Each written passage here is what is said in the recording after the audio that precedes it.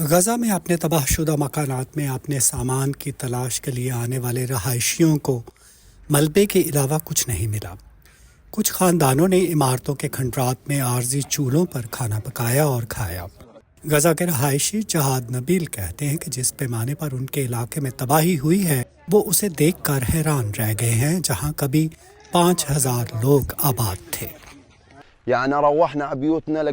ابھی صرف 1 ماہ ہوا ہے، میری نئی شادی ہوئی ہے، میرا گھر مکمل طور پر تباہ ہو چکا ہے، میرے بھائی، چچا اور پڑوسی سبھی کے گھر تباہ ہو گئے ہیں۔ ہمیں اس جنگ بندی کی ضرورت نہیں ہے، ہمیں مکمل جنگ بندی کی ضرورت ہے۔ ہمیں جنگ بندی میں ایسی توسیع نہیں چاہیے جو صرف ہمیں اذیت دے۔ ہم بار بار اسکولوں میں بنائے گئے شیلٹرز میں جاتے اور واپس آتے ہیں، ہمیں مکمل جنگ بندی چاہیے۔ مگر اسرائیلی علاقوں میں سوچ کچھ مختلف ہے۔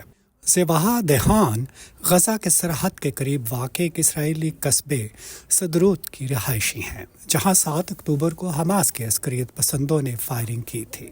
وہ تقریباً 2 ماہ کے بعد گھر واپس لوٹی ہیں، لیکن وہ کہتی ہیں کہ جب تک حماس کا مکمل خاتمہ نہیں کیا جاتا وہ وہاں رہنے نہیں جائیں گی۔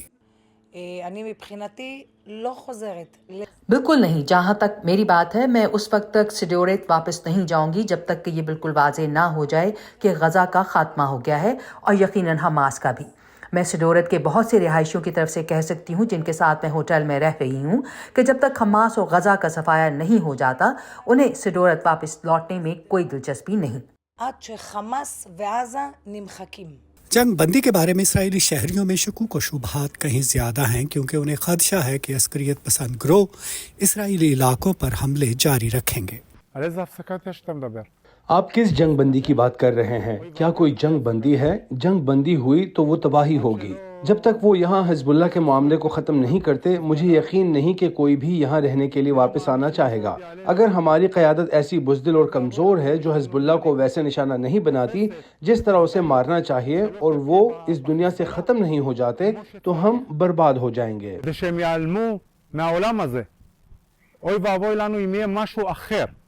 مگر غزہ میں بہت سے فلسطینیوں کا کہنا ہے کہ ابتدائی جنگ بندی جس کے نتیجے میں اسرائیل اور حماس کے درمیان لڑائی میں وقفہ آیا ہے، وہ چاہتے ہیں کہ یہ مستقل جنگ بندی میں تبدیل ہو جائے۔ کوئی تو اس حماقت کو روکے، ہماری بس ہوتی جا رہی ہے۔ اسرائیلی قبضے کا موازنہ کسی اور چیز سے نہیں کیا جا سکتا۔ عرب ممالک کو اس قتل عام کو روکنے کے لیے اقدامات کرنے کی ضرورت ہے۔ ہمیں ایک طویل جنگ بندی کی ضرورت ہے۔ یہ جنگ بندی 1 دن، 1 یا 2 سال کے لیے نہیں ہے۔ ہم تھک چکے ہیں۔ جب سے ہم پیدا ہوئے ہیں ہم جنگ اور تباہی کو برداشت کر رہے ہیں۔ جب بھی ہم اپنی زندگیوں کی تشکیل نو کرتے ہیں پہلے سے زیادہ شدید جنگ آ جاتی ہے۔ سچ مچ ہم اس جنگ سے اور اس سے جو نقصان ہمیں پہنچا ہے اس سے تھک چکے ہیں۔ گزشتہ 7 ہفتوں میں اسرائیلی بمباری نے غزہ کا بیشتر حصہ بالکل تباہ کر دیا ہے، جس میں 15,000 سے زائد افراد ہلاک ہوئے ہیں، جن میں سے 40% بچے ہیں۔ اقوام متحدہ کے حکام فلسطینی وزارت صحت کے ان اعداد و شمار کو قابل اعتماد سمجھتے ہیں۔ ندیم یعقوب، وائس آف امریکہ، واشنگٹن۔